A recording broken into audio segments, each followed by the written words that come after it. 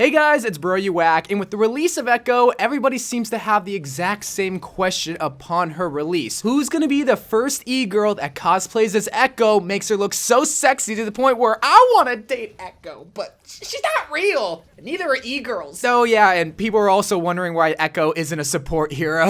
So I would say most of the Overwatch player base loves Echo. I mean, they loved her character in the cinematic featuring Ashe and McCree, and then they loved the idea of another Omnic coming into Overwatch. Like, it seemed like Echo was checking off all the boxes, and then everyone hated the idea that she was joining the damage-dealing hero roster. And besides her being super powerful, it seems like this is the only thing people are complaining about. But, of course, this is the Overwatch community. There always has to be something that people complain about. And that's why I want to make a little video talking about Echo and answering the question why she isn't a support hero. Because, again, I was actually kind of surprised by how many people were complaining about her not being a support. And now, obviously, there are those irrational people that expect every single hero that gets released in Overwatch wanting to be a support hero. Obviously, there are tons of damage-dealing heroes, and there's a lack of tank and support heroes. But specifically with Echo, when it came to her character, when it came to her demeanor, a lot of people got the vibe that she would be this helping character, this care figure, this mother-like figure, something that a support character would embody, because that's what a support character does. Love, care, and cherish, and babysit all the damage-dealing heroes, not be one of them. That's absurd. So after latching onto that initial idea from the Ashe and McCree cinematic scene at the 2018 BlizzCon, come the 2019 BlizzCon, we got another look at Echo where she's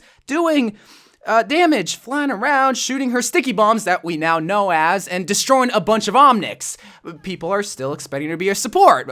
Okay. So then after that cinematic, we're just hoping and praying that the next hero will be Echo, and we don't get anything at that BlizzCon. We have to wait a couple of months. But then sure enough, in the month of March, we got Echo, and she's a projectile damage hero. And out came everybody that doesn't play damage dealing heroes saying, Blizzard, you don't ever show us love. How could you make our favorite queen that was supposed to slay everybody a damage hero, a filthy DPS hero? We don't want another one. We don't need another one. We need more love for support and tank heroes. F you, Blizzard, you ruined it all. Meanwhile, people are forgetting that we got Sigma and Baptiste, a tank and support hero. And you might bring up the fact, well, they have so many damage dealing heroes and we need to be able to compensate and keep up with them. They don't need any love. They don't need any heroes. We need the heroes. Well, a thing that you have to remember with Blizzard is that they try to make everybody happy. Whenever you do that, in turn, you can never make anybody happy. It's such an oxymoron. But in this case, they try to make damage players happy by adding another damage hero. But it wasn't always like that. I understand in the past 2 years that there are a lot more Overwatch players because of the Overwatch Switch port and just because people hop onto Overwatch late, so they might not remember that there once was a time where there were two separate damage hero categories, the offense and defense heroes. In the offense category, we had heroes like Genji and Pharah and Tracer, you know, high mobility, high damage dealing heroes. And in the defense category, we had stuff like a Widowmaker and Bastion and Mei, for whatever reason, you know, stationary heroes that would form a defense-like wall. But in the middle of 2018, Blizzard decided to combine the offense and defense category of heroes into one single category,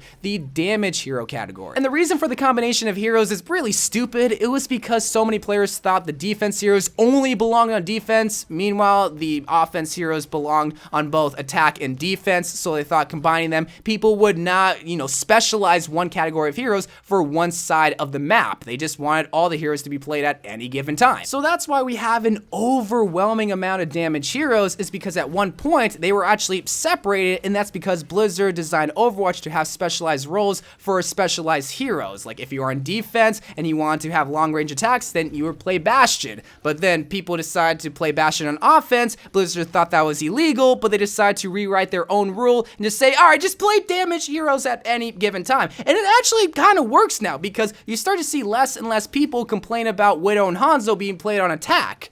when at one point they were only supposed to be on defense. You know what I mean? So if you look at the way that Blizzard originally intended the hero roster to be, you would see that support and even tank are on par, assuming that Ashe is in the defense category because she's like a sniper hero, where Echo's in the offense category. But yes, even still, when you look at it like that, offense heroes still hold the majority of that pie, but we're not in 2018, we're in 2020. So why is Blizzard adding more damage heroes to the hero roster when we need more support and tank heroes? Well, it's not like I work at Blizzard, even though that might be what the title suggests, because I'm gonna try to answer this question, but just using basic logic, again, one, Blizzard tries to make everybody happy. We got a support, we got a tank recently, let's add a damage role. Two, the release of heroes have always been like this, where it's been a support, a tank, and then a damage dealing hero. The only time where we got an overwhelming amount of the same hero role is for Brigitte and Moira, back-to-back support heroes. And three, they probably thought of Echo's abilities well before the character and personality development of Echo even began. So they probably thought of her sticky bombs, they probably thought of her copying ultimate ability and had to code it into the game. They came up with the idea, okay, now let's make the character. Because I don't remember what interview it was, but they talked about the design creation and the design evolution of Overwatch. But from what I remember, they design abilities, they design these ultimates before they even design the look of the character. Now, sometimes, yes, in the case of Doomfist, they do have the character in mind. They do have an idea in their head of what they want abilities to be. So maybe in that case, they did design the character and lore and backstory before the abilities. But I'm sure in Echo's case, they came up with all this before they designed her soft personality. Then after making a generic character model where they're able to fly and fire these bombs that are able to explode on contact, and they're even able to copy the enemy team and get their ultimate a whole lot quicker, I think maybe that's when they decided on the name called Echo, and they released it for the Overwatch cinematic, but they weren't entirely done stress testing Echo, because you also gotta think, they have to code it into the game where they're able to copy the enemy team,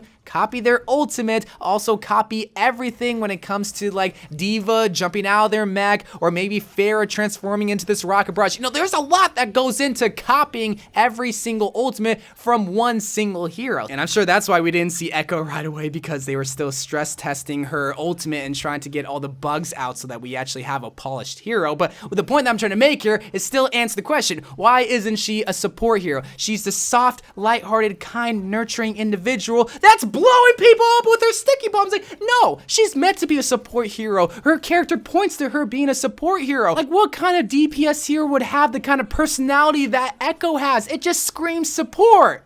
May. Like, that's the only reason why people assume that she was gonna be support, is the way that she talked and acted. But if we're gonna be bringing that as an argument as to why she needs to be a support hero, other than the fact that yes, we do have an overwhelming amount of damage dealing heroes, you seem to forget that May screams the same personality that Echo has. And just because they're so kind does not mean that they can't protect the world with some explosions. I don't know, maybe I'm going far too deep into this argument that does need to be going deeper into it, but I don't have anything else to go deep in, so that's why I'm making this super long video explaining why she's not a support hero, is because I'm sick and tired of people finding any reason to complain in Overwatch. It just seems like nothing's ever good enough. And the one moment in Overwatch where it's supposed to be a celebration because, yay, we got a new character in the game, people are ridiculing, not Echo, they're ridiculing Blizzard. And it's just... oh. I've come to notice as a content creator that you just can't make everybody happy, no matter how hard you work, no matter how great you think a project is, because Echo is a project and a half, and they released something that we desperately wanted. But just like anything, you can't make everybody happy. Like, if they would have really released Echo as a support hero and she would have been lame, like she would have had just generic healing abilities, do you think people would have been happy? Yeah, some people, because they just focus on the fact that she's a support hero. But the fact that we got an awesome damage dealing hero with unique abilities, an ultimate that is unlike any other, that's what I care more about, because you also have to remember that we're gonna get more support heroes. I just bring up the fact that at one point the damage hero roster was split into two, and if it would have been like that here in 2020, then everything would have been even. But I think people just look at the long list of damage dealing heroes and they think, why is it like that? And that's where I come in and explain and even go into more detail as to what you might not be thinking, because literally sometimes all people see is no new support hero and all the damage heroes overwhelm the tank and support hero role. Blizzard, why are you ruining this game? Well, they're not ruining this game. Look at it from their point of view. That's just the whole point of this video, and hopefully I answered the question why Echo isn't support. But that doesn't mean I don't want you to comment in the comments down below of what you think Echo could be as a support hero. What do you think she could do as heals? Because one idea that I had for Echo is that maybe she could heal with shields. But at one point, that's what Symmetra was, because she was able to give temporary shields to people. So maybe that wouldn't have worked. But guys, that's my video. Just a nice little Sunday video. No funny moments. I'm sorry about that, but I'm still not feeling the best. But anyway, guys, I love you guys. Thank you guys for watching. More Overwatch videos to come, and bye.